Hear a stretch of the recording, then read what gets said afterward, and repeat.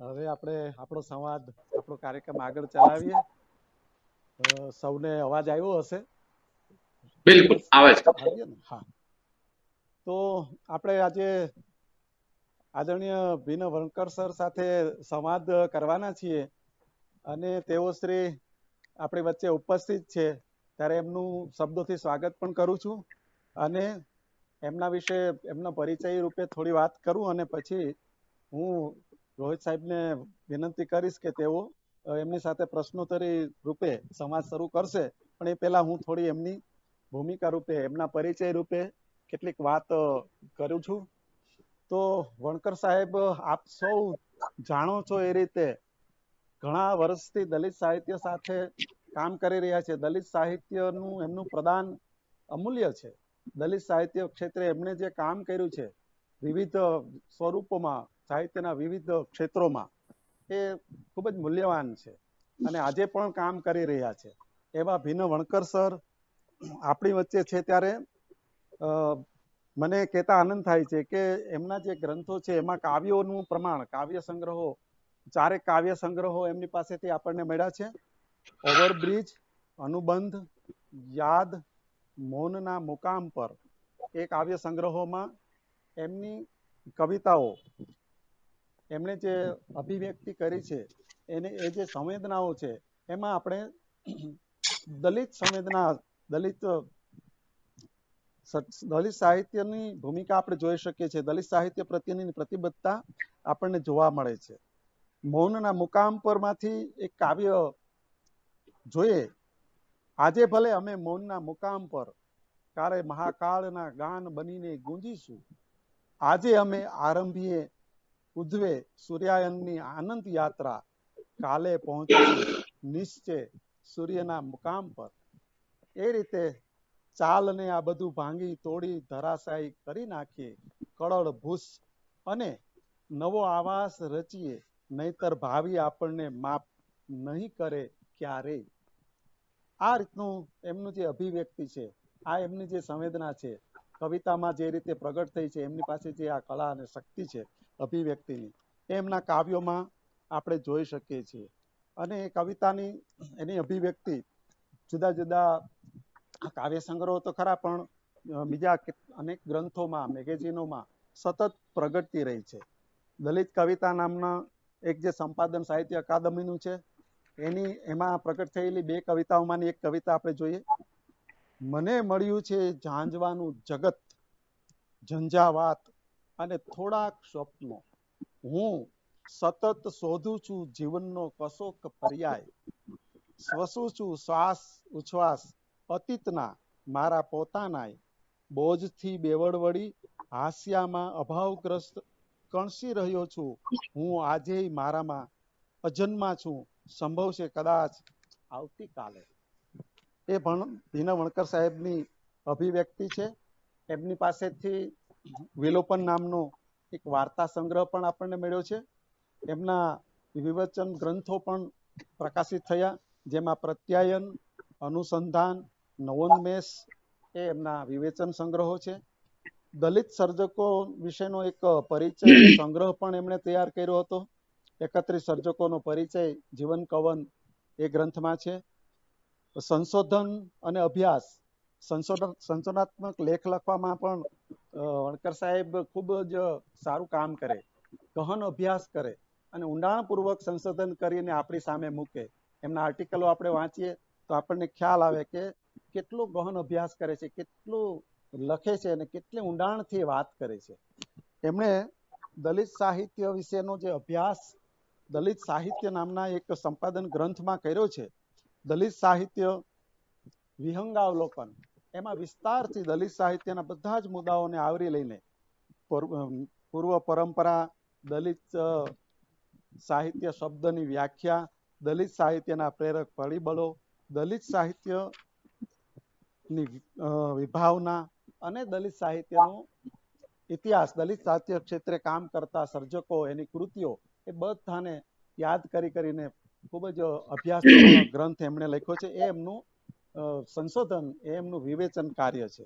તો એવા ભીનો વણકર સર આપણે આપણી વચ્ચે છે ને આપણે એમની સાથે સંવાદ કરવાના છીએ. તો વણકર સર જ્યારે વિવેચન કરતા હોય ત્યારે એમની ભાવના કેવી છે? સાહિત્ય અને સમાજ પરસ્પર સંકળાયેલા છે. બંને વચ્ચે ગાઢ અને સંકુલ સંબંધો છે. સાહિત્યનું માધ્યમ ભાષા છે, પરંતુ ભાષા સમાજનું સર્જન છે. સાહિત્યની સામગ્રી સમાજ જીવન છે, તેથી સાહિત્ય અને સમાજ જીવનને પ્રતિબિંબિત કરે છે. એ જ રીતે દલિત સાહિત્ય પણ સમાજને પ્રતિબિંબિત કરે છે, અને દલિત સાહિત્યની ભાષા શૈલી પણ એક સમાજને કેન્દ્રમાં રાખીને પ્રગટ થતું હોય છે. તો એવા વણકર સર આપણી વચ્ચે છે, તો હું વિનંતી કરીશ રતિલાલ રોહિત સરને કે ભીનો વણકર સાથે સંવાદ શરૂ કરે. ભીનો વણકર sir. Thank you Jivrajbhai, Anandbhai અને સમ્યક સર્જક સમાજ શ્રેણીમાં ઉપસ્થિત સૌ મિત્રો.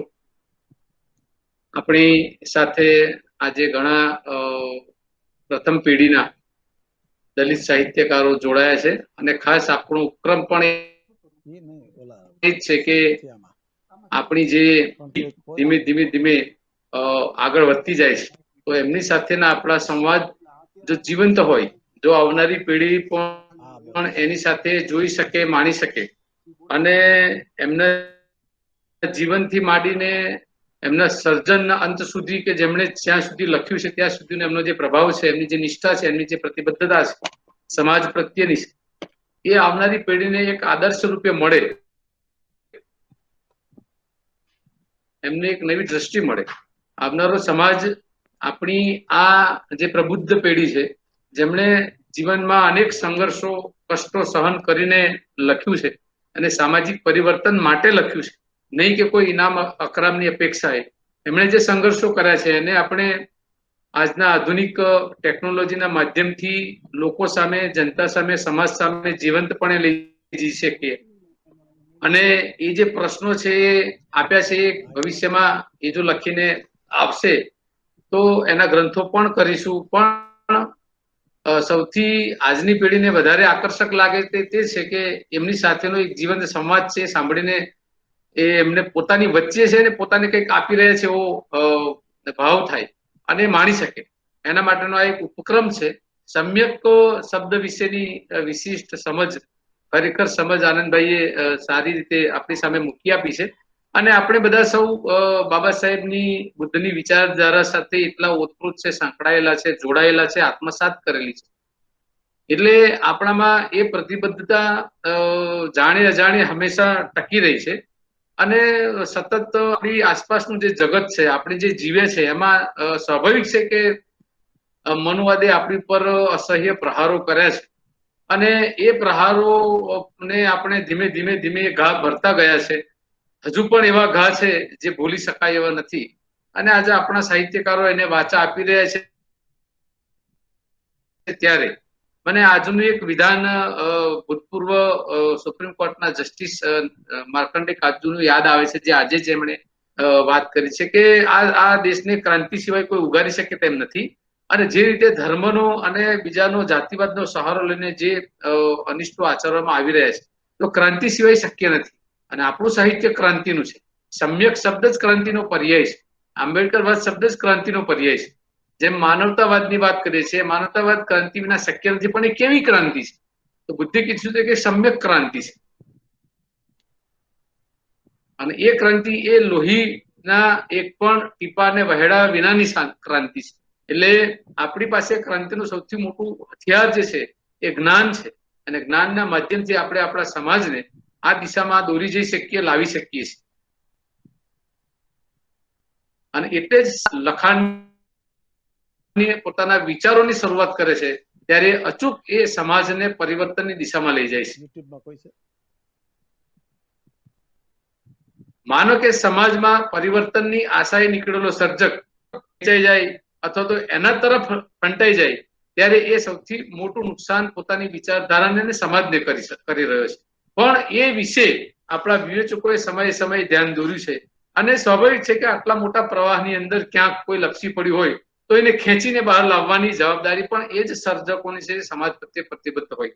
આપણી પાસે પણ સામાજિક પ્રતિબદ્ધતા ધરાવતા સર્જકોની ખોટ નથી, અને એ સતત પોતાના વિચારોને મૂકતા રહે છે, કવિતાના માધ્યમથી, નવલકથાના માધ્યમથી, રેખાચિત્રોના માધ્યમથી, વાર્તાઓના માધ્યમથી. આપણી વચ્ચે આજે એક એવું રૂડું નામ છે જેમને સાહિત્યને પારાવાર સાહિત્યના માધ્યમથી સમાજને જાગૃત કરવાનું કામ કર્યું છે, અને એમનું નામ છે ભીન વણકર સાહેબ.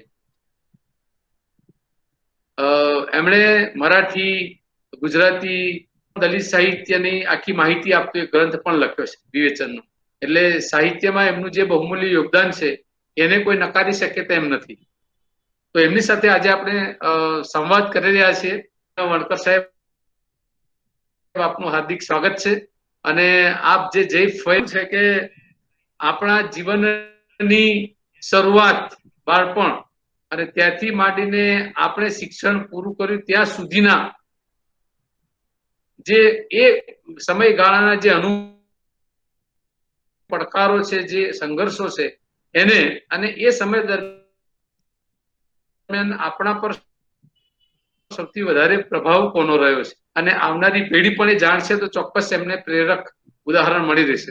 એ જણાવવા વિનંતી છે કે અભ્યાસ પૂરો કર્યા સુધીનો આપણો જે સમયગાળો છે, સમયગાળામાં આપણે જે કંઈક સંઘર્ષો વેઠ્યા હોય, કારણ કે સૌથી વધારે સંઘર્ષ આપણા સર્જકોએ, આપણા વડીલોએ એ સમયગાળામાં વેઠ્યો છે, અને પછી એમના પર જે પ્રભાવ પડ્યો છે ધીમે ધીમે એને દૂર કરતા ગયા છે, ને ધીમે ધીમે બાબા સાહેબની વિચારધારા તરફ આગળ વધે છે. તો મારે આ એ જાણવું છે આપણી પાસેથી એ સમયગાળા દરમિયાન આપણો જે પ્રતિભાવ છે એ આપ જણાવશો, ને આપણા પર તે સમયે સૌથી વધારે પ્રભાવ કોનો રહ્યો?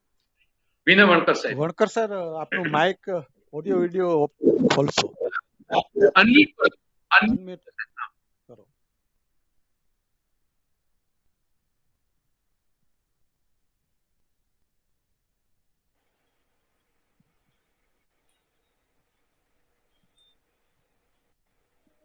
વણકર સાહેબ, હા હા, ઓકે.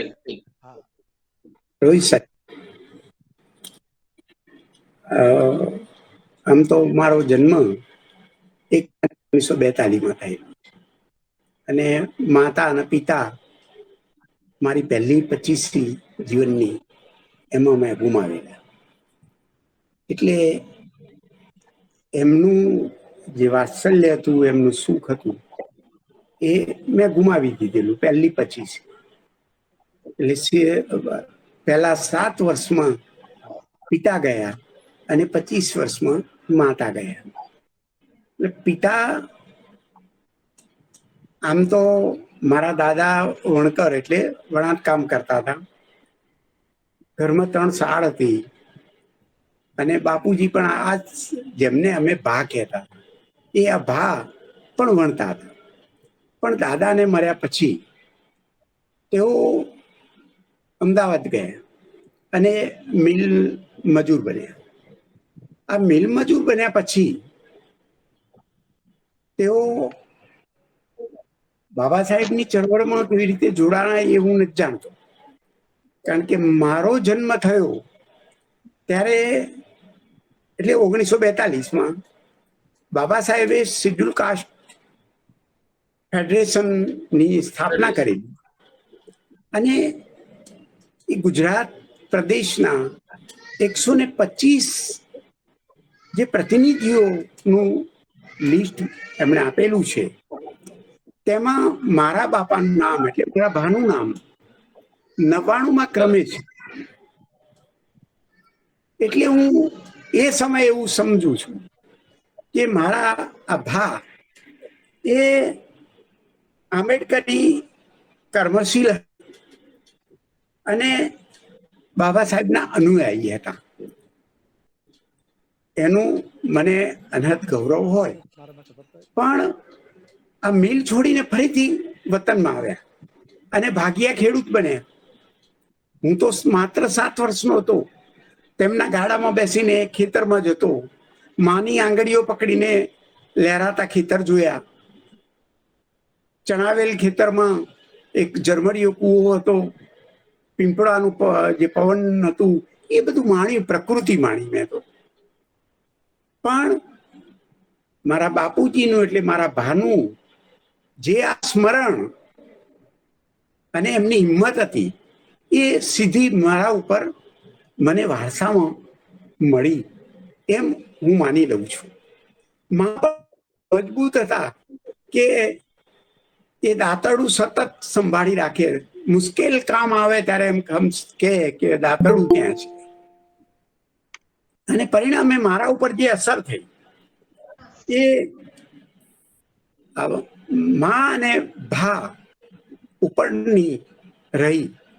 એટલે આમ તો પરિવાર તો સુખી હતો. 2 બળદ હતા, 2 ભેંસ હતી, આંગણે ગાડું પણ હતું. પણ બાપુજીને મર્યા પછી પાછું બધું જ ખોવાઈ ગયું. અને હું પ્રાથમિક શાળામાં એક નાનકડા વિદ્યાર્થી તરીકે જોડાયો. ત્યારે પરિસ્થિતિ ખૂબ ખરાબ હતી. પણ સ્કૂલના આચાર્યના વર્ગમાં હું હતો ત્યારે આ મારા સંઘર્ષની શરૂઆત થાય છે. કે સવાલવારી એ સમયમાં થતી ત્યારે હું 1લો નંબર આવું એટલે 1લા નંબરે બેસવાનું. એ શાળા છૂટી જાય, બીજા દિવસ સવારે ત્યાં જ બેસવાનું. પણ આચાર્ય એના બકલાને એમ કે તારે 1લો નંબર બેસ, અને મને એમ કે અલ્યા એ જા છેલ્લો. અપમાન એ વખતે પણ બરાબર આજે પણ સ્મૃતિમાં છે, પણ સ્વીકારી લીધેલું છે. બીજો કોઈ ઉપાય નતો. અને આ સ્થિતિમાં મારા મોટાભાઈ મને સતત કહેતા કે આપણે તો ભણવાનું જ છે, 1લો નંબર જ રહેવાનો છે. અને એક દિવસે એ સમયના જે કહેવાતા ડેપોટી સાહેબ ઇન્સ્પેક્શનમાં આવ્યા સ્કૂલની, અને તે સમયે એમણે શબ્દો લખાવ્યા. તેમાં સહસ્ત્રલિંગ તળાવ અને મસ્જિદ, આ 2 શબ્દો એકમાત્ર હું જ સાચો. સ્કૂલના એટલે મારા વર્ગના એના બકલા સાથે આચાર્યના કોઈને નહીં આવડ્યું. ત્યારે ડેપ્યુટી સાહેબને ગયા પછી આચાર્ય કહે આ પેલા સમજી શકો છો, હું ખાલી જગ્યા રાખું છું. એને આવડ્યું ને તમને કોઈને નહીં, જાઓ તડકે વાંકા વળો. અને હું મારા સિવાય બાકીના વાંકા પડ્યા છે તડકે. ત્યારે મને એમ સમજાણું કે આપણામાં રહેલી જે પ્રજ્ઞા તટતી રહી છે ધીરે ધીરે, એનું મને આજે બી સ્મરણ છે. ત્યાર પછી તો હું હાઈસ્કૂલમાં ગયો વિસનગર, સયાજી વિદ્યાર્થી આશ્રમ, બબલદાસ ચાવડા જાણીતા આપણા કવિ અને કર્મશીલ, એમના સંચાલિત સયાજી વિદ્યાર્થી આશ્રમમાં હું ભણવા ગયો. ત્યાં પણ મને સયાજી કા સૂર એ નામનું ભીંતપત્ર નું સંપાદન મળ્યું. એટલે આ સાહિત્ય અને શબ્દ સાથે એક બાળપણથી જ જોડાતો રહ્યો. મને જ્યારે સમજ પડી ત્યારે મારા ઘરમાં દાદાના લખાયેલા લેવડ દેવડના ચોપડાઓનો ઢગલો હતો. પણ પુસ્તક તો એ સમયે પૂંઠા વગરનું મને મળેલું યાદ છે. મને સવા ભગતના ભજન એ સમયે મેં વાંચ્યા હશે, નહીં વાંચ્યા હોય, મને સ્મૃતિમાં બહુ યાદ નથી, પણ આ મને મળેલું. અને જ્યારે સયાજી આશ્રમમાં આ ભીંતપત્ર સયાજી કા સૂર સંપાદનનું કામ કર્યું, લાઇબ્રેરીમાં જવા માંડ્યો, એટલે મને આ શબ્દની ઓળખ ધીમે ધીમે થવા લાગી. કોલેજમાં MN કોલેજ વિસનગરમાં હું ભણવા ગયો, તો ત્યાં ભીંતપત્ર સાહિત્યનું એક બ્લેક પેલું બોર્ડ મુકાતું, ત્યાં હું મારી કવિતાઓ મૂકતો. અને એ કવિતામાં મેં પહેલી કવિતા ત્યાં મૂકેલી 4 લીટીની, અને એ કવિતા માણિક્ય નામના એમના જે મેગેઝિન હતું કોલેજનું તેમાં પ્રગટ થઈ. અને એ કવિતા છે, આમ તો હું ગાઈ બતાવું કે ભલે મારા દેહે સકલ તનમાં શોણિત વહો, અને મારા હૈયે સકલ જનના તાપજ લહો, છતાં હૈયું જંખે મનુજ ઉરમાં ચેતન ધરું, અને હૈયા ગાને જગત ભરમાં સૌરવ ભરું. આ શિખરણી છંદમાં તે વખતે એટલે કે 1961 મેં લખેલું. 15 વર્ષની ઉંમરમાં ભા મરી ગયેલા, એમ સ્મશાનમાં હું, શ્રાવણ મહિનો હતો, કુંવાળિયાના છોડ ઉગી નીકળેલા હતા એમની ઘોર ઉપર, એમની કબર ઉપર. પતંગિયા ઉડાઉડ કરતા હતા કુંવાળિયાના પીળા ફૂલ ઉપર રંગબેરંગી. અને મને ભા યાદ આવ્યા. એટલે તે સમયે હું મનોમન સંબોધન કરતો હતો, હે પિતા, તમે અમને છોડીને ક્યાં અહીં કેમ પહોંચી રહ્યા છો? પરમાત્માએ તમને ને અમને કેવી સજા કરી છે? આ એ સમયે અનુષ્ઠુપ છંદમાં લખાયેલું પણ અધૂરું રહેલું અને ક્યાંક ડાયરીમાં પડી રહ્યું એવું મને સ્મરણ છે. આ સમય દરમિયાન હું બીએમાં હતો અને હું મારા ગામની નવી સ્કૂલ ખુલેલી. સ્કૂલમાં હું ગુજરાતીનો વિદ્યાર્થી, આમ તો બીએમાંનો. એટલે આચાર્ય મને બોલાવે ક્યારેક ક્યારેક અને કહે કે આ વર્ગમાં તું ગુજરાતીનો કવિતા ભણાવ. પાછળ આવીને બેસે પણ.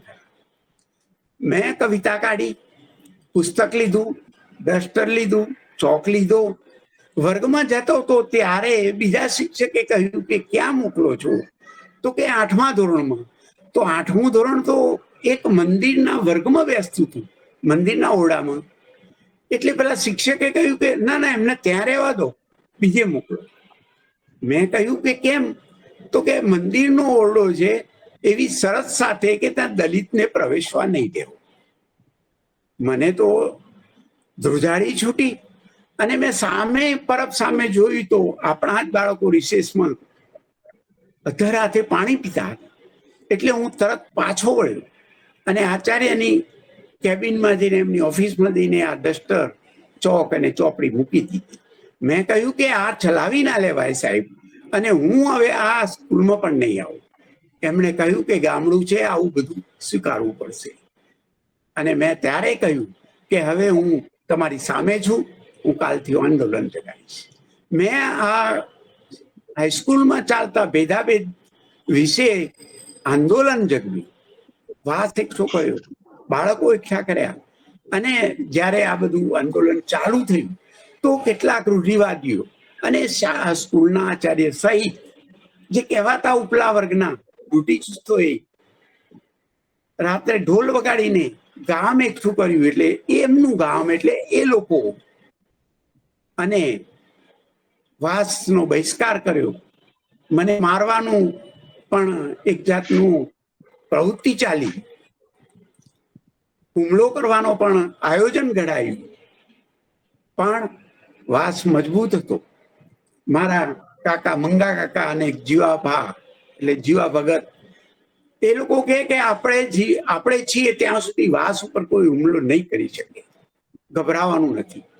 અને ઇતર પ્રજા હતી, જે લોકો હતા, એ પણ અમને સાથ સહકાર આપ્યો. અમારો બહિષ્કાર થયો, અમારું કામ બધું છીનવાઈ ગયું. 3 મહિના સુધી આ આંદોલન જાગ્યું, ચાલુ રહ્યું. એ સમયે તે સમયના ધારાસભ્યોનો સંપર્ક થયો, એમણે મુલાકાતો લીધી. તે સમયે જયંતિ સુબોધ તમન્ના માસિક ચલાવતા હતા, તેમણે ઘણો મોટો રિપોર્ટ કર્યો. મુંબઈથી દિનબંધુ કોંગ્રેસ ધનજીભાઈ ઝુગદિયા ચલાવતા, એમણે પણ એક 2-4 પાન છાપ્યા. આ બધી પ્રવૃત્તિના કારણે એક માહોલ અને એમાં જે મારામાં પ્રગટ થયેલી આ એક પ્રકારની ચેતના મને સતત ઊંઘવા ના દે. કશુંક લખવાનો પ્રયત્ન કરે, લખાય નહીં, કારણ કે વિદ્યાર્થીઓનો પણ બહિષ્કાર હતો, અમારો પણ બહિષ્કાર હતો. એને કેમ કરીને સમાધાન કરવું, અને અંતે સમાધાન કરવું તો સંમત નહોતું, થાય એવું પણ નહોતું.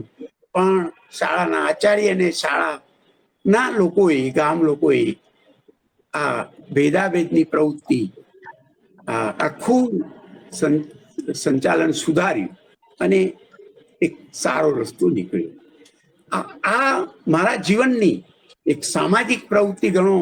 શબ્દની જે સાધના કરો એ અહીંથી શરૂ થઈ, અને પછી તો હું કોલેજમાં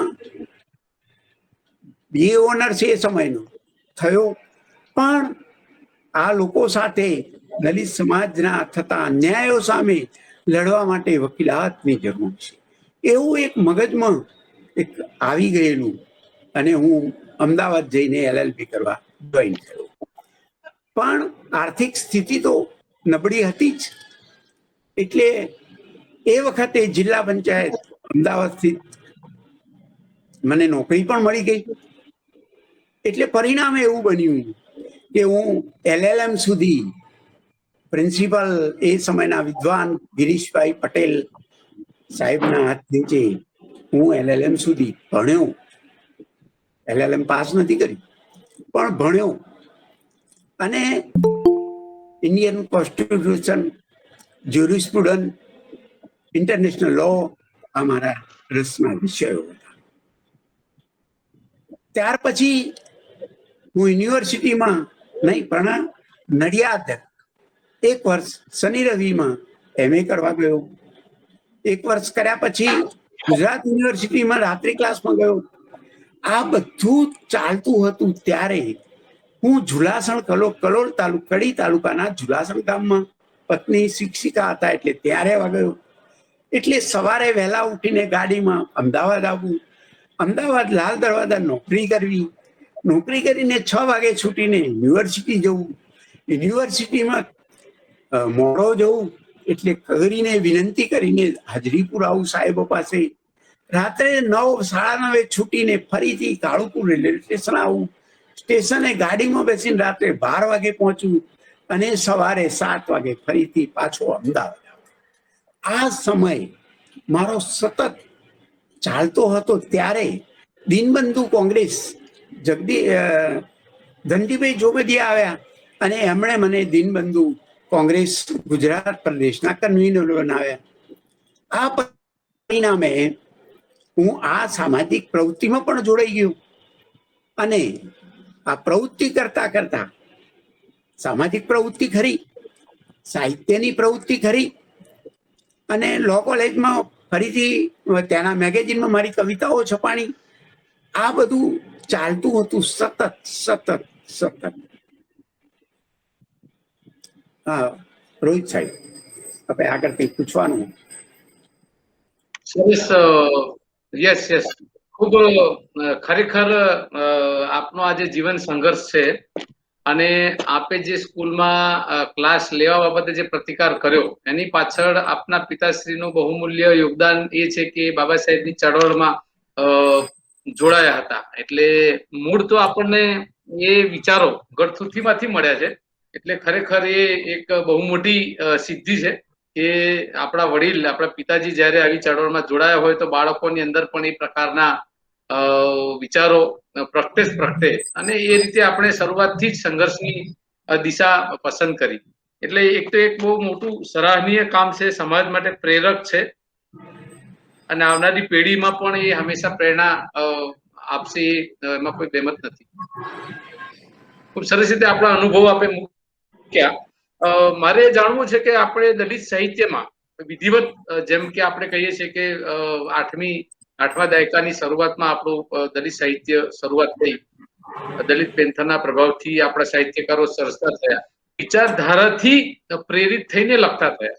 તો એમાં આપની પ્રથમ કૃતિ કઈ પ્રકાશિત થઈ અને પ્રથમ પુસ્તક કયું આવ્યું એ વખતે આપણો અનુભવ આપણા એટલે કે એક સર્જક તરીકે તમારા પોતાના અનુભવો કેવા રહ્યા અને એમાં સૌથી વિશેષ પ્રેરણા તે સમયે કોની રહી? આમ તો એક સર્જક તરીકે જે પ્રેરણાનું પૂછો છો ત્યારે આ પ્રેરણામાં મારી માં કે જે એમના ખોળામાં જઈને બેસું તો એમના આંસુ ટપકતા હોય મારા ઉપર. બા મરી ગયા ત્યારે આક્રંદ એમનું મને આજે સ્મરણમાં ભૂલાતું નથી. એટલે માના આંસુ, મારા વતનના વાસના, પરિવારજનો ઉપર થતો ત્રાસ, કાકા ઉપર બબે વખત હુમલા, અમે સતત આ બાબતે ચિંતાતુર રહેતા. અને અમદાવાદ આવ્યા પછી બાબા સાહેબ વિશે, એમના જીવન કવન વિશે અને એમના પ્રવચનો વિશે મેં વાંચ્યું. ત્યાર પછી જે મેં પહેલી મારી યાદ નામનો કાવ્ય સંગ્રહ પ્રગટ થયો એ પ્રેમ અને પ્રકૃતિનો હતો. સાંદસ રચનાઓ હતી. માધવરામાનું જે એની પ્રસ્તાવના લખેલી, ડોક્ટર મફત ઓઝાએ મને આ પ્રગટ કરવાની પ્રેરણા આપેલી, પ્રોત્સાહિત કરેલો. આ બધું લખતા લખતા અમદાવાદ આવ્યા પછી મારા સંપર્કમાં આમ કહું તો હરીશભાઈ, હરીશ મંગલમ, મોહન પરમાર, દલપત ચૌહાણ અને બબલદાસ ચાવડા તો હતા ને હતા જ. એટલે બદલાતું ગયું. અને એક સમયે હું ઝુલાસણ રહેતો હતો. ઝુલાસણમાં મેં દલિત પેન્થરના જે આગેવાન ડોક્ટર રમેશચંદ્ર પરમાર અને એમની આખી મંડળી, વોરા સાહેબ, નારાયણ વોરા, પુરુષોત્તમ દાસ વાઘેલા, વાલજીભાઈ પટેલ, આ આખી એક મંડળી 20 માણસોની ઝુલાસણ આવી. ત્યાં અમે એક સભા ભરી. પરિણામે ત્યાં પ્રબુદ્ધ યુવક મંડળ અમે શરૂ કર્યું. બાબા સાહેબના નામે અમે જન્મ જયંતિએ રેલી કાઢતા. 10 ગામડાઓમાં ખટારો લઈને ફરવા આ કાર્યક્રમોમાં જાહેર થતા. અમદાવાદમાં બહેરામપુરામાં નવચેતન યુવક મંડળ ચલાવતો અને એમાં પણ આ જે મોટા ગજાના જે કાર્યકરો હતા એમને અમે બોલાવતા, વક્તવ્ય આપતા જુદી જુદી સોસાયટીઓમાં જઈને.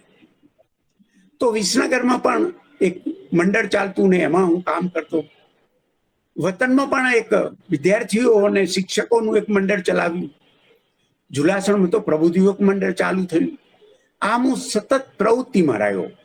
અને કવિતા એટલે હરીશભાઈ સાથે પણ મુલાકાત થાય, ચર્ચાઓ થતી. સતત અમે એમની ચા હું પીવું ને મારી ચા એ પીવે. પછી મોહનભાઈ પણ ક્યારેક આવી જાય, દલપતભાઈ તો આવે જ. અને આ આખી રૂપાંતર થયું કવિતાનું. પ્રેમ અને પ્રકૃતિની ડાયરી મુકાઈ ગઈ. અને મારા ગામમાં એક ગલિયો નામનો એક દુર્બર માણસ, ગુલામ જેવો, એની આપવીતીની એક કવિતા લખી અને થયું છે શું, કાળા સૂરજમાં છપાઈ. અને પછી તો હરીશભાઈએ પણ એમનું સામયિક અક્ષર એ નામનું શરૂ કરેલું. એમાં દલિત સાહિત્ય ઉપરના લેખો પ્રગટ કરવા માંડ્યા. ચાંદનીમાં હું દલિત સાહિત્યની લેખમાળામાં મારું પ્રગટ થયું, નયા માર્ગમાં પ્રગટ થયું. એટલે આમ કરતા કરતા હું આખું એક મારું રૂપાંતર થયું. અને આ દલિતોની ચેતના, વેદના, બાબા સાહેબનો વિદ્રોહ, આ બધાની અભિવ્યક્તિ મારા શબ્દમાં, કવિતામાં પ્રગટ થવા. હાજી રોહિત સાહેબ. યસ, બહુ સરસ.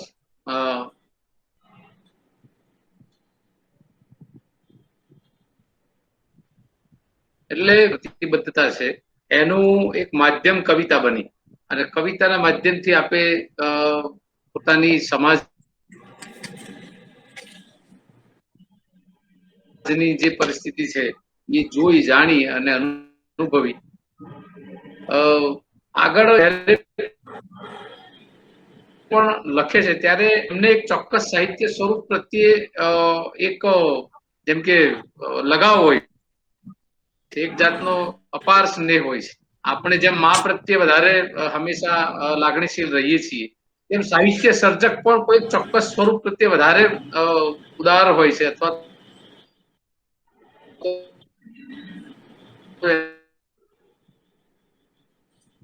તો સમાજ પ્રત્યેની જે ભાવના છે એને એમાં તમે કેન્દ્ર સ્થાન આપ્યું હોય.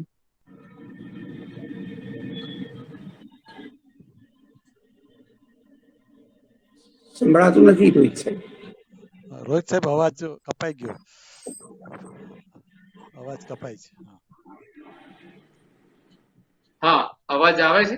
હવે આવ્યો, વચ્ચે કપાય છે. અવાજ આવે છે ને? હા, તો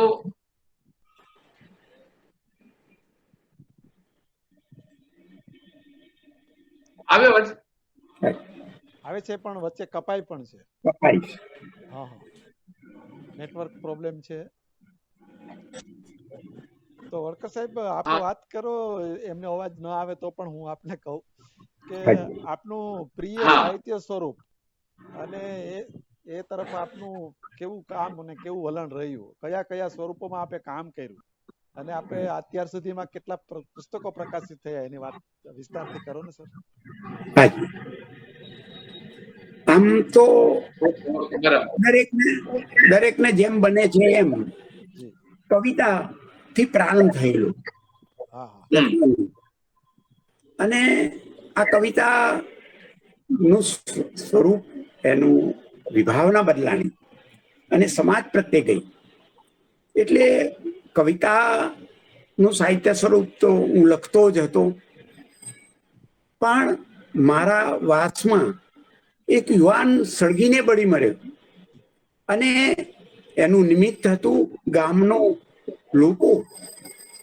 એ વેદના જયારે મેં જાણ્યું ત્યારે મને જે થાક વેદના થઈ, પરિણામે મેં વિલોપન નામની વાર્તા લખી.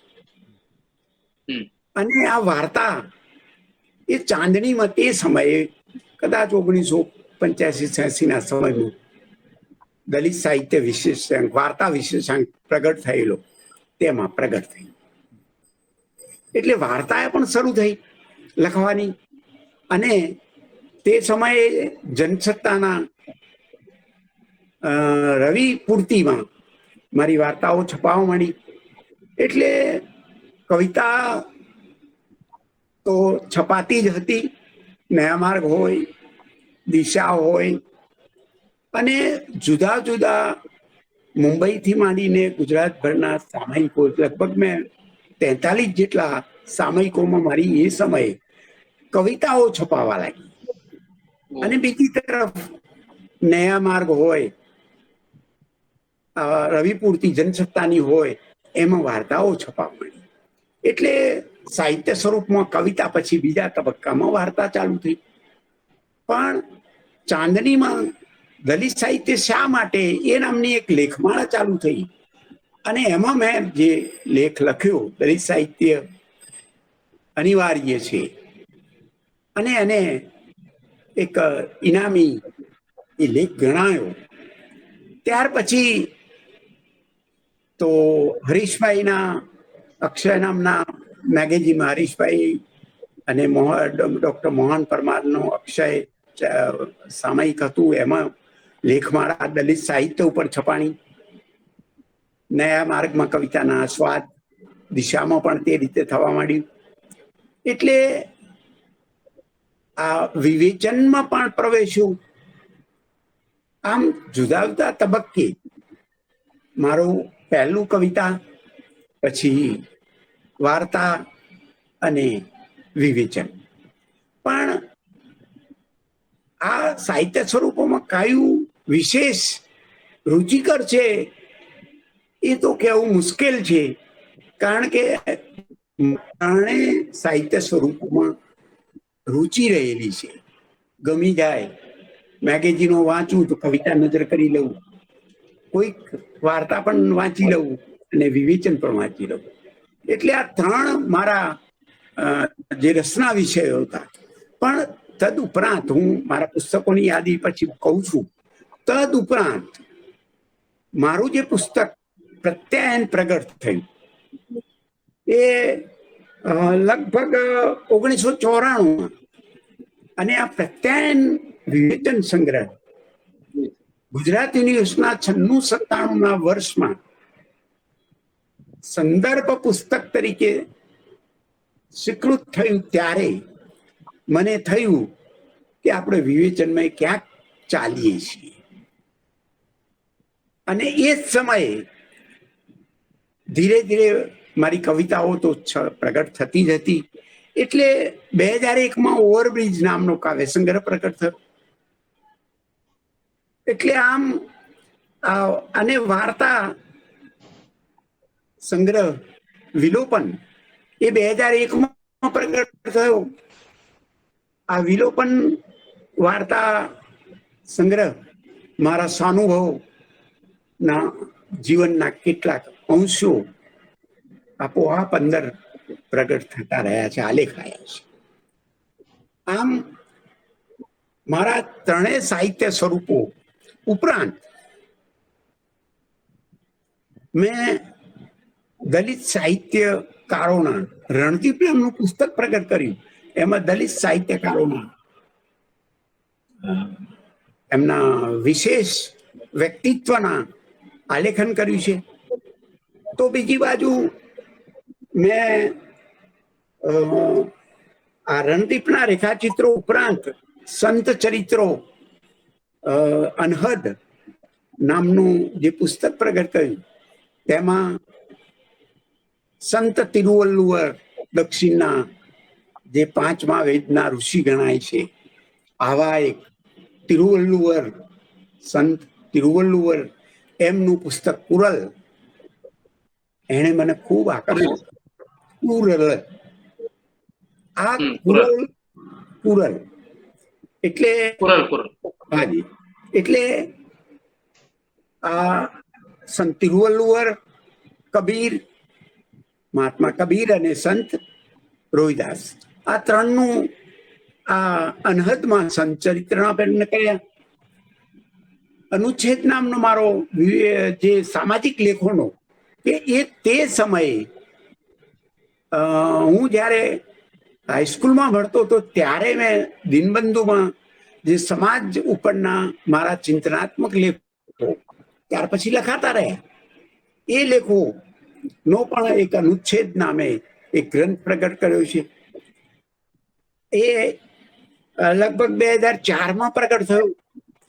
હવે આ કવિતાના તો યાદ 1993માં, ઓવરબ્રિજ 2001માં, અનુબંધ 2004માં અને મૌનના મુકામ પર 2008, આ 4 સંગ્રહો કાવ્ય સંગ્રહો મેં આપ્યા છે. હાલમાં હસ્તપ્રત થઈને પડી છે હિન્દીનો એક સૂરજ કી ઓર કે એવું કંઈક છે, યાદ નથી, અને એક બીજી, એમ 2 કાવ્ય સંગ્રહો હસ્તલિખિત મૂક્યા છે. તબિયતના કારણે કશું જ નવું કર્યું નથી. પણ આ ટૂંકી વાર્તામાં વિલોપન પછી મેં અંતરાલ નામનો વાર્તા સંગ્રહ પણ પ્રગટ કર્યો છે. ત્યાર પછી લઘુકથા ચાંદનીમાં પ્રગટ થયેલી, પ્રત્યક્ષ કે ત્યાં પણ પ્રગટ થયેલી. એટલે લઘુકથાઓ 33 લઘુકથાઓનો સંગ્રહ મેં આપ્યો, જેનો હિન્દીમાં પણ અનુવાદ થયેલો છે. હવે વિવેચન માટે તો 1994માં પ્રત્યાયન, 2001માં અનુસંધાન, 2003માં નવોન્મેષ, 2004માં પર્યાય, દલિત સાહિત્ય 2005માં અને વિવૃત્તિ 2008માં, આમ 6 વાર વિવેચન સંગ્રહો. ત્યાર પછી 3 વિવેચન સંગ્રહ થાય એટલું ગ્રંથના નામ સાથે બનાવીને મૂકી રાખ્યું છે. તબિયત પછી કવિતાના આસ્વાદ દિશામાં છેલ્લા ઘણા સમયથી પ્રગટ થતા રહ્યા હતા. એટલે એમાં યથાર્થ એ 45 વિદેશી કવિતાઓનો આસ્વાદ છે અને સૂર્યાયન એ દલિત કવિઓની કવિતાઓનો આસ્વાદ, એ બે પ્રગટ થયેલા છે. હાજી બોલો બોલો. આમ મારા હા એટલે હાજી રોહિત સાહેબ પૂછો. રોહિત. હા તો આપનું સર્જન ખરેખર તો માતબર સર્જન છે અને સૌ પ્રથમ આવનો આસ્વાદનો ગ્રંથ આપ્યો એક સમીક્ષાત્મક, એ પણ એની નોંધ લેવાય. પણ સૌથી વધારે આપને માન અકરામ આપી શકે એવા પુસ્તકો આપની પાસે જે પારિતોષિક આપણને મળ્યા હોય, હવે પારિતોષિક તો તે અને એ વખતે અનુભવ કેવો રહ્યો? હાજી બિલકુલ બિલકુલ આપણો સર્જક સુધી પહોંચે છે અને જો એને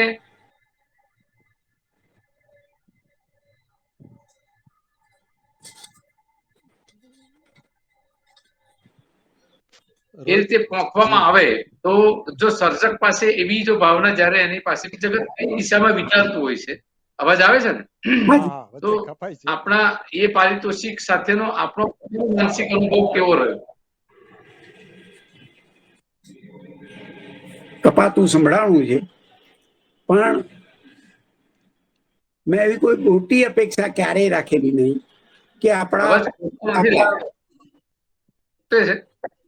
મારો અવાજ તૂટે છે. બરાબર.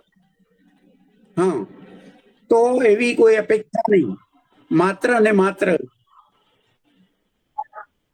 લેખન અને એ સામાજિક પ્રતિબદ્ધતા મને આવે છે. હા આવે છે. બોલું? હા હા આવે છે અવાજ. બિલકુલ. હા ચાલુ રાખજો, તમારું વાક્ય પૂરું. પણ તેમ છતાં આ માન અકરામ મળે તો સાભાર સ્વીકારી પણ લીધું છે. અપેક્ષા કોઈ નહીં. અને આ માન અકરામની જ્યારે વાત ચાલે છે ત્યારે ગુજરાત સાહિત્ય સંગમે વિશ્વ બંધુત્વનો નારાયણ ગુરુ એવોર્ડ આપેલો એ સમગ્ર સાહિત્ય ઉપર. ત્યાર પછી સામાજિક ન્યાય અને અધિકારીતા વિભાગે સંત શ્રી કબીર દલિત સાહિત્ય એવોર્ડ આપ્યો એ સમસ્ત સાહિત્ય બદલ. ગુજરાતી દલિત સાહિત્ય અકાદમીએ વિલોપન વાર્તા સંગ્રહ માટે પણ મને સન્માનિત કર્યો, એવોર્ડ આપ્યો છે. બબલદાસ બી ચાવડા સન્માનિત એવોર્ડ પણ મળ્યો છે. અને છેલ્લે હમણાં ગુજરાતી દલિત સાહિત્ય પ્રતિષ્ઠાન તરફથી અંતરાલ વાર્તા સંગ્રહ માટે પણ એવોર્ડ મળ્યો છે. આ એવોર્ડ આપ્યા છે એ સંસ્થાઓને, એમનો સંચાલકોનો હું આ નિમિત્તે આભાર માનું છું. પણ નથી મળ્યો એનો કોઈ અફસોસ નથી. લખવું એ જ માત્ર આપણું કર્મ છે. આ જીવન ધર્મ છે, સમાજ પ્રત્યેનું, શબ્દ પ્રત્યેનું. હાજી બિલકુલ. એટલે સર્જક ને એના શબ્દને ખરેખર પોંખનારા અથવા તો એનું સન્માન કરનારા પણ સમાજમાં છે. એનો પ્રશ્ન કદાચ કેટલાક મિત્રોને થશે કે એ યોગ્ય સન્માન યોગ્ય સમયે મળે તો એનો એક આનંદ જુદો જ હોય છે. અને ખાસ કરીને આપણા સર્જકો, ખાસ કરીને જે સમાજમાંથી નીકળ્યા છે અને એમને ત્યાં સુધી સમાજથી સન્માનિત કરવામાં આવે કોઈ પારિતોષિક, તો એ વાસ્તવિકતા આખી બદલાઈ જાય છે, સ્વાભાવિક છે. આપણે મહત્વની વાત એ આવીએ કે આટલા બધા સર્જનમાં સામાજિક પ્રતિબદ્ધતાની વાત કરી છે, એમાં આપ તંતોતંત આજે જે સમ્યક દ્રષ્ટિકોણની વાત આપણે કરી રહ્યા છીએ, એમાં આપનું સાહિત્ય આપની દ્રષ્ટિએ કવિતામાં કે બીજા સ્વરૂપમાં એવું લાગે છે કે કેટલું ખરું ઉતર્યું છે. આપ એવું આપ એવું નિર્ણય આપણે એવું નક્કી કરી શકો છો કે મારું સાહિત્ય આ સમ્યક દ્રષ્ટિકોણ જે બુદ્ધની બાબત કપાઈ જાય છે. એ વિચારધારાને જ પ્રતિબદ્ધ હોય એવું શું છે. બીજું એ એમની કેટલી કઈ કૃતિ એવી ફિટ બેસે છે કે જેને ખરેખર સામાજિક પરિવર્તન માટે જ આપણે બદ્ધ થઈને રચ્યું.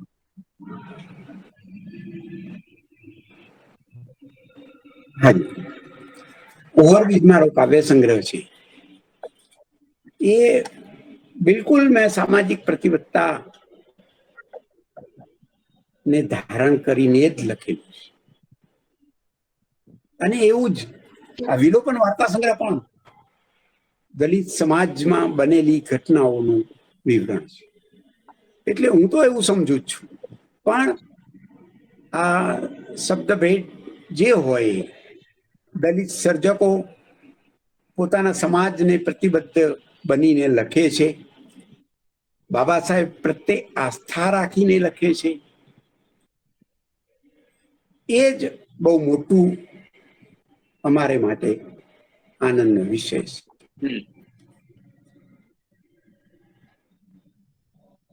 હાજી,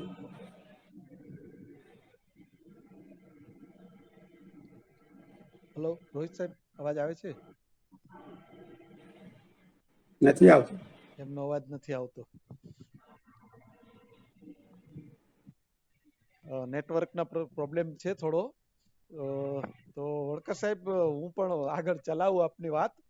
તો આપનું આ બધું કામ કરવા માટેના પુસ્તકોનો અભ્યાસ એ તો શોખ હોય જ, એ સિવાય પણ વિશેષ આપનો શોખ અને એ બધા માટે આપ કઈ રીતે કામ કરો, આપની જીવન માટેની આપની ઉદ્દેશ કયા કયા છે એ વિશે પણ આપ વિસ્તારથી વાત કરશો, ભાવકોને તો ગમશે. હવે આપણે તો જીવતા જીવતા જીવી રહ્યા છીએ. શબ્દ જીવતા જીવતા જીવી, જીવન જીવીએ એ જગત કેવું છે. લખાય ના લખાય પણ જીવન ને માણો, જાણો. અને આ દલિત સમાજમાં આપણે જન્મ્યા છીએ એટલે દલિત સમાજનો વૈભવ, એનું ભાતીગર જીવન, એમની પોતાની એક આગવી જે શૈલી, જીવન શૈલી દલિત સમાજની, એમાં હું લગભગ સમાજ સાથે એવી રીતે ઓતપ્રોત થયેલો છું કે ક્યારેક પંચમો પણ જઈને બેસી ગયેલો છું. ક્યારેક સમૂહ લગ્ન આયોજન થાય તો તેના પ્રમુખ મારા નેજા તળે સમૂહ લગ્નો પણ થયા છે. ક્યાંક ગુલાણામાં હું ત્રીજા દિવસે પહોંચી ગયેલો અત્યાચાર થયા પછી. મીઠાપુરમાં એક શિક્ષક પર હુમલો થયેલો, ગોળીબાર થયેલો, બરાબર બીજા દિવસે પહોંચી ગયેલો. ત્યાં ભોલાણા ગયો ત્યારે હીરાલાલ અને વગેરે ઝાંઝરકાના બાપુ એ પહેલા આવી ગયેલા અને ત્યાંના પાંચાભાઈ એટલે પાઉલ, એમની જે વેદના, એમના આંસુ સુકાઈ ગયા. એમણે જે મને કહ્યું કે આંસુનો દરિયો હતો પણ સુકાઈ ગયો છે. મારો જવાન જો દીકરો અહીં વિંધાઈ ગયો છે. એ આજે પણ લખવા યોગ્ય છે, પણ લખી શક્યો નથી, એનો અફસોસ છે. મીઠાપુરમાં પછી જોસેફભાઈએ લખેલું કે મીઠાપુરના મીઠા પાણી એ નામનો જનસત્તામાં પ્રગટ થયેલો લેખ. પણ હું તો બીજા દિવસે પહોંચી ગયેલો એ ગામમાં. આમ હું સમાજ રીતે મારું પહેલું વાંચન એ મારો રસનો વિષય છે. કોઈ મળે તો એમની સાથે વાર્તાલાપ એ એનાથી વિશેષ છે. વાર્તાલાપ કરનારો ન મળે તો વાંચવા બેસું છું, વાંચવાનું ન મળે ત્યારે લખું છું. આમાં 3 તબક્કા છે અને આ 3નું સાહિત્ય એ જીવન છે. જીવન એ ખૂબ મહત્વનું છે. આપણે કશું સમાજને શબ્દ રૂપે ના આપી શકીએ તો આપણે જીવીને પણ કશુંક આપી શકીએ, એવું આ મારું પોતાનું વલણ છે. હાજી રોહિત સાહેબ, હાજી હવે આપનો અવાજ આવે છે? હવે આવે છે? હા હાજી. હા, વચ્ચે નેટવર્ક અવાજ આવ્યો હતો. અવાજ સંભળાયો? હા હા, આવ્યો. આપની એક કવિતાની વાત અમારે પણ હું નેટવર્ક વચ્ચે 1 મિનિટ કરી દઉં, જેમાં હાજી. મને એમ લાગે હા છે હા કે આ જે વિચારધારા છે અને જે વાત છે એ કવિતા હાજી. મારે થોડી નાની એવી કવિતા છે વણકર સાહેબની. હાજી. બુદ્ધનું યુદ્ધ. કોણે હાજી. કહ્યું બુદ્ધે યુદ્ધ નથી કર્યું? નહીતર અહિંસા, અનુકંપા, મૈત્રી અને મુદિતા વિશ્વમાં આજે માનવએ અનુશાસન કરતા હોત ખરા. આવી પણ એક કાવ્ય આપનું મેં વાંચ્યું. તો રોહિત સાહેબ, આપણે મૌનના મુકામ પર કાવ્યસંગ્રહમાં કવિતા મુકાઈ. યસ, હા, એ બધી જ વિચારધારાની પ્રતિબદ્ધતા એમાં આપણે જોઈ શકીએ છીએ. તો રોહિત સાહેબ, હવે અંત તરફ જશું, સમય પણ ઘણો થઈ ગયો છે. હા, બિલકુલ બિલકુલ. હવે એમને એક છેલ્લો પ્રશ્ન પૂછી લઈએ. હા, બોલો.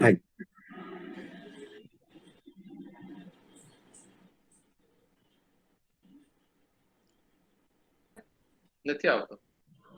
હા બોલો. હા બોલો, અવાજ તમારો વચ્ચે અવાજ તૂટે છે. આવે છે. બસ બસ હવે બીજા કોઈ પ્રશ્નો વધારે નથી કરતા, સમય પણ થયો છે. પણ છેલ્લે એક પ્રશ્ન એવો છે કે આપણે આવનારી પેઢીને એક સંદેશ આપવા માંગીએ છીએ. કોઈ પણ સર્જક ખરેખર આવનારી પેઢીને એક નવો સંદેશ આપવા માંગતો હોય છે. તો આપણી જે અવસ્થા છે દલિત સાહિત્યથી ધીમે ધીમે આંબેડકરવાદી સાહિત્ય તરફની, કારણ કે એનો આખો પ્રવાહ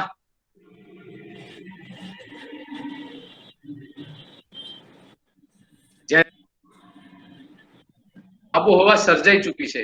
આપણે લાગે છે ગુજરાતી સાહિત્યમાં પણ એ આબોહવા ઝડપથી ફેલાવી જોઈએ. અને આવનારી પેઢીને આપ એના વિશે શું કહેવા માંગો છો? આમ તો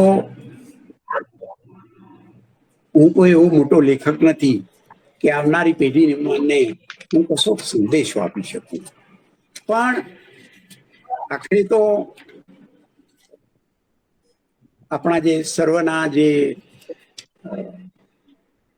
આદર્શ છે એ બાબા સાહેબે તે સમયે સર્જકોને જે સલાહ આપેલી, એ શબ્દો હું વાંચીને એ સંદેશો યુવાનોમાં જાય, સર્જકોમાં, દલિત સર્જકોમાં જાય એવી અપેક્ષા સાથે હું વિરમીશ.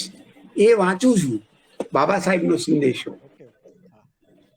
સાહિત્યકારોને હું આગ્રહપૂર્વક કહેવા માંગુ છું કે તમે તમારા સાહિત્ય સર્જન દ્વારા ઉદાત્ત જીવન મૂલ્યો અને સાંસ્કૃતિક મૂલ્યોનો વિકાસ કરો.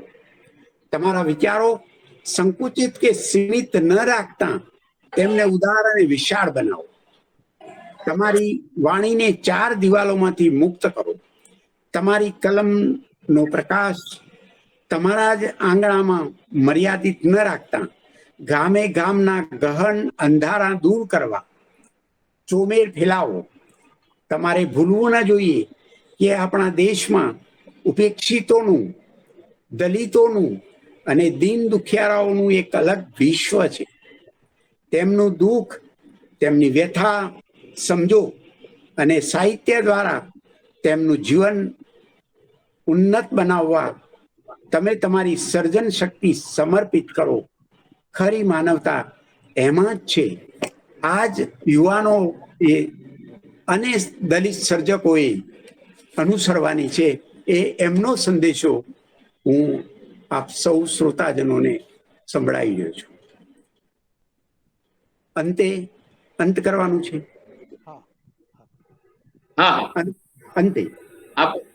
અંતે સમ્યક સર્જક સમાજ શ્રેણીના સંયોજકો, વિદ્વાન પ્રાધ્યાપક મિત્રોનું હું હૃદયપૂર્વક આભાર માનું છું અને સંભાવપૂર્વક મને સાંભળવાનું સહન કરનારા સૌ શ્રોતાઓનો હું આભાર માનું છું. જય ભીમ, જય ભારત. ખૂબ ખૂબ આભાર આપનો વિનય વણકર સાહેબ. આપની સાહિત્ય યાત્રા, એના પડાવ, એના મુકામ અને જીવનના 80મા વર્ષ સુધી આપે જે સંઘર્ષ કર્યો છે અને જે સાહિત્ય આપણી સામે મૂકી આપ્યું છે, બાબા સાહેબે કહ્યું તેમ કે જીવનને ઉન્નત કરતું સાહિત્ય સર્જન કરો.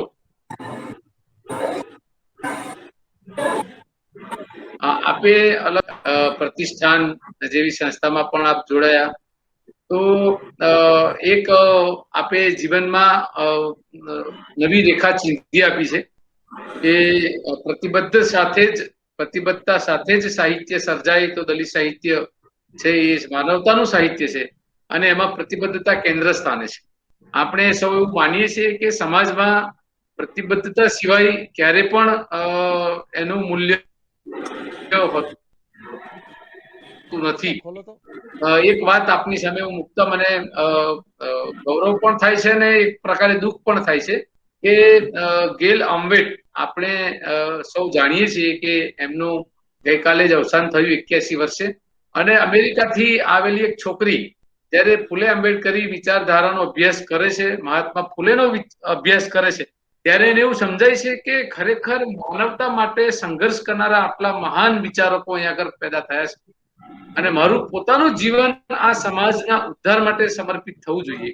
અને મહારાષ્ટ્રમાં, નાંદેડમાં, લાતુરમાં અને ખાસ કરીને આંધ્રપ્રદેશમાં, ઓરિસ્સામાં બધી જગ્યાએ ફરીને એમણે જે આદિવાસી સમાજની મહિલાઓ માટે, આપણા સમાજની મહિલાઓ માટે જે ચળવળ ઊભી કરી અને જે કામ કર્યું છે, અંગ્રેજીમાં લખાણનું પણ અદ્ભુત અપ્રતિમ કાર્ય કર્યું છે.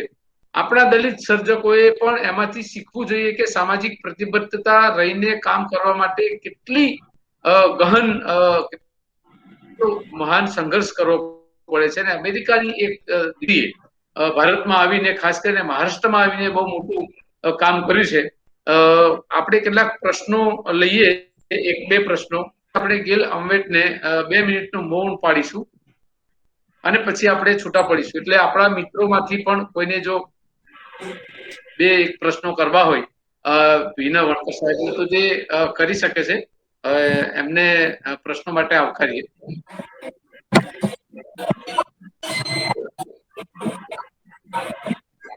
કોઈને કંઈક પ્રશ્ન હોય અને પૂછવું હોય તો તે વાત કરે, નહીં તો પછી આપણે પ્રતિબદ્ધ લેખક, સર્જક, સમર્પિત સામાજિક પ્રતિબદ્ધતા ધરાવતા ભારતના ઉત્તમ સર્જક, વિશ્વના ઉત્તમ સર્જક અને લેખક ગેલ આંબેટ જે છે એમને હું પણ મળ્યો છું અને મહારાષ્ટ્રમાં, ખાસ કરીને મુંબઈમાં અવારનવાર એમની સાથે મારે મુલાકાત થયેલી.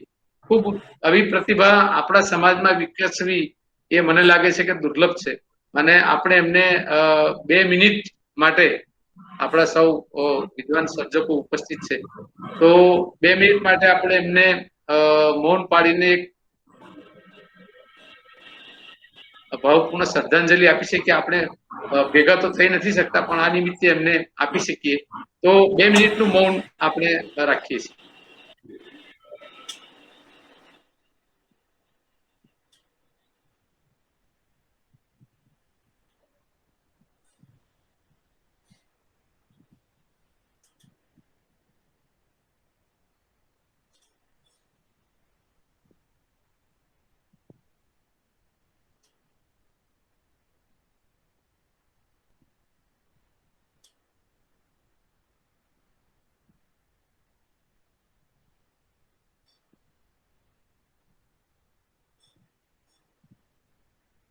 નવતાય. તો આભાર માટે હું જીવરાજભાઈને વિનંતી કરું કે આજના કાર્યક્રમ એમની આભાર વિધિ પૂર્ણ કરે અને કાર્યક્રમનો સમાપ્તિ જાહેર કરે. જીવરાજભાઈ. જય ભીમ. આપનો આ કાર્યક્રમ સરસ રીતે આપણે સંપન્ન કરીએ છીએ. આજે આપણી વચ્ચે ઉપસ્થિત રહીને અભિનવ વણકર સરે સરસ સંવાદ કર્યો, મુલાકાત સારી રીતે આપી. એમની ટેલિફોનિક એમની સાથે વાત કરી ત્યારે એમણે બહુ જ સહજ રીતે વાત સ્વીકારી અને સંમતિ આપી. અને આજે ટેકનોલોજીની થોડી મર્યાદાઓ હોવા છતાં પણ અને કેટલીક બીજી તકલીફોને સહન કરીને પણ આપણી વચ્ચે રહ્યા, આટલો સમય રહ્યા, લગભગ 1.5 કલાક સુધી જોડાયેલા રહ્યા. આપણને સાંભળ્યા અને એમણે એમનો સરસ બધી વાત કરી, સમાજ પ્રશ્નોત્તરીના બહુ જ સરસ રીતે જવાબ આપ્યા અને વિસ્તારથી જે વાત કરી છે એ માટે એમનો હું આભાર માનું છું. સાથે સાથે જોડાયેલા કાર્યક્રમ શરૂ થયો ત્યારથી આજ સુધી સતત ભાવકો અને સર્જકો જે લોકો આ સમાજમાં જોડાયા છે અને સમય આપી રહ્યા છે એ સૌનો હું અમારા સંયોજકો વતી, આ પ્રોગ્રામ વતી સૌનો ખૂબ ખૂબ આભાર. ફરી પાછા આપણે આવતા શુક્રવારે મળીશું અને ફરી એક નવો સંવાદ કરીશું. બી કેસર સિંહ સાથે આપણે સંવાદ કરવાના છીએ. તો દર શુક્રવારે આપણે આ રીતે મળતા રહીશું અને આપણો સંવાદ સર્જકો સાથેનો આપણે ચાલુ રાખીશું અને એ શ્રેણી આપણી આનંદભાઈ જેમ શરૂઆતમાં વાત કરી એમ વિસ્તરે, સૌ સુધી પહોંચે અને વધુમાં વધુ વિદ્યાર્થીઓ, અભ્યાસીઓ, સર્જકો જોડાય એ રીતે આપણે પ્રયાસ પણ કરતા રહીશું. સૌનો ખૂબ ખૂબ આભાર. ધન્યવાદ. જય ભીમ. ધન્યવાદ. Thank you. જય ભીમ.